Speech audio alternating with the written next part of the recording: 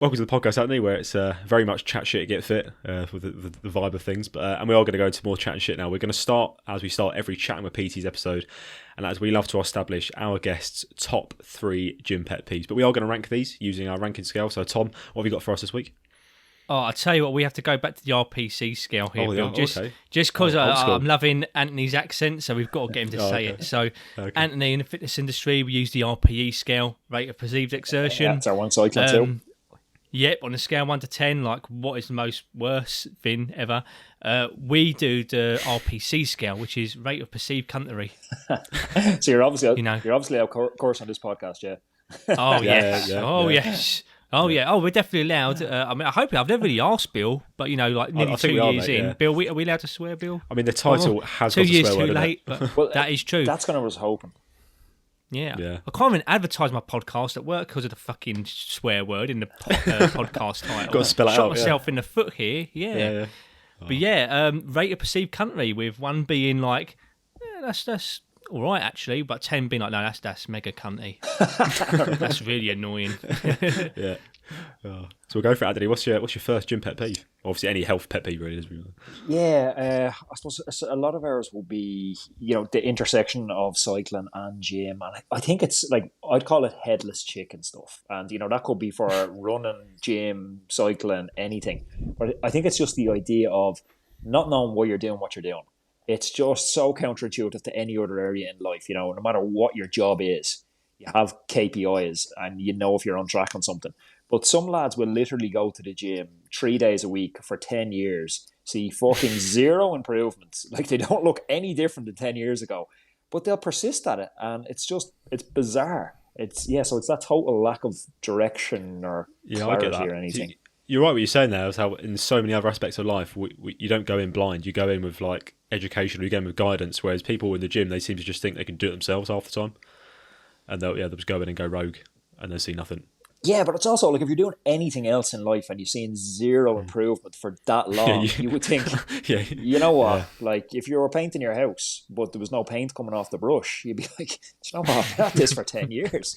Like I need to get some paint. I think my paintbrush is broken. That's the real issue. It's not me, it's the paintbrush. Yeah. No, I like that. That's good actually. I mean, this seems like a personal attack on people here, but I'm all for it. Certain individuals out there, they're listening to me thinking, fuck, that's probably me. I've been at this for 10 years and I've seen no result. They're probably me painting my kitchen, yeah.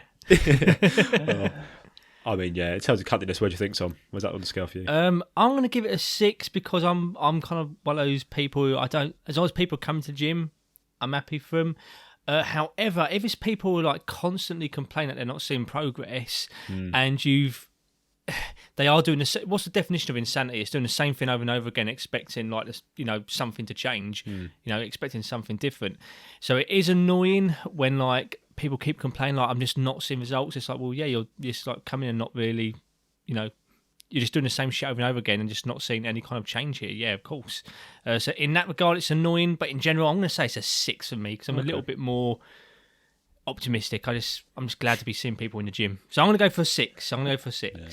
I'm going to go a bit higher. I think I'm going to go 7.5, just because, definition of insanity, insane people, 7.5. I think get them there. Fair enough. That's middle ground there. Yeah, a modest start then. What do you think, Anthony? Happy with our rankings? Happy enough. Like, can't complain. Yeah. Thought it'd be a bit worse, but look, what are you going to do? Hopefully the next one. So for me, is it 3 of them with the throw out? Yeah, 3. Yeah, go for it. I didn't actually read your questions. I never read the questions before because oh wow, yeah, makes it nice and raw. I just hate it because it seems like that's not how we have conversations. Like I never show up to the cafe and text me mate the questions before I meet. Fair enough. It seems like that would be a weird conversation to have with me mate if I text them all the questions. So the second one, so I am on the spot on this. So the second one, like my mom had told me when I was younger, like she basically told me a lot of stuff that didn't make any sense, but this made some sense. She said, "Don't spend too much time around unhappy or unlucky people." And I think if you have training partners or gym partners who are just constantly like bringing you down, I think it's not a good space to be in. It's auditing your training circle and making sure you're with people who are lifting you up and not bringing you down. 10 straight away. 10. That is, do you know what? I've had someone like that, and what's worse is like if we're like kind of both doing the same exercise, we're just like doing our own sets in between, and it's like I need to be psyching myself up. Like a fucking, an RPE, 9 squat or something like that. And all I can think about is this fucker's negativity. So yeah, like that is, it's almost like the opposite of hyping yourself up with like, you know, heavy metal music before a set of squats. No, you just got like this really negative person with you, and it's like you don't fucking need it. You don't need it in your life, and you don't need it when you're training either. Yes, that's a straightforward 10. That's non-negotiable. Yeah, that is pretty cuntish. Yeah, I agree. Yeah, I think less negativity. 10. Yeah, we'll go for that. You don't need negative people in your life, do you? Especially in the gym environment. Should be a positive place, shouldn't it? Yeah, it's my happy place, my safe space. Yeah, you've come back strong there, Anthony. Big 10s there. Yeah, that's good. I'm happy with that one. The last one, and I see this one in cycling as well. This is square wheels.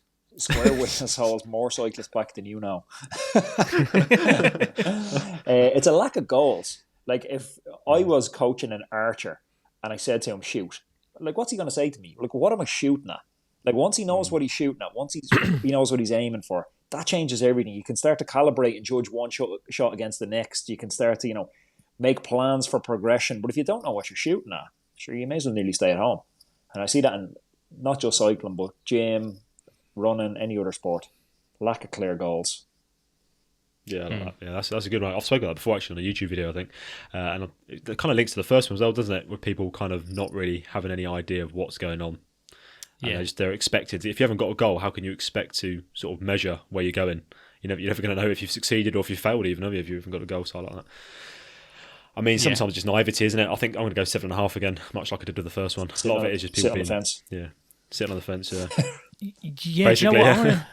I want to sit on the fence with that, but once again, it depends on the context. So, like, I'm happy for people just to come and do the movements if, like, that's just their enjoyment, just simply coming to gym. But if I look at it from like a personal training point of view, and I have had it in the past where I've had clients come to me for personal training, but when I actually ask them, like, look, what is your goals? What do you want to get out of this?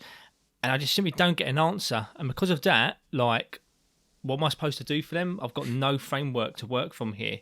I mean, and sometimes it's okay for them to not say to me, look, I want to be able to squat this much, or I want to be able to run 3 miles. They could simply say to me, I just want to feel more confident being able to actually walk through the doors in the first place of a gym, you know, or I want to feel like I have a bit more motivation to get on a bike, let's say, or to take up running. Technically, that's a goal, so I'll be happy with that. But sometimes I just don't even get that from them. So in that regard, that's a 9 because it does grate me. When someone objectively comes up to me and says, I'm interested in like coaching, okay, what do you want to be coached on? And then it's like getting blood from a stone. That can be annoying. That can be really annoying. So what did you say? What did you vote that for? 6 again. Oh no, do you know what? 7.5. Yeah, nice. 7.5 is pure sitting on the fence fucking number. That is pure sitting on the fence, ain't it? Yeah, we are literally absolutely fence sitters in this podcast. That is proper fencing. I don't even know if I've given like a half score before. I think that's a first. Yeah, it's that tipping point, isn't it? Yeah, but that's good. Some good ones there, especially the middle one. That was a punchy one. That good pet peeves. Awesome.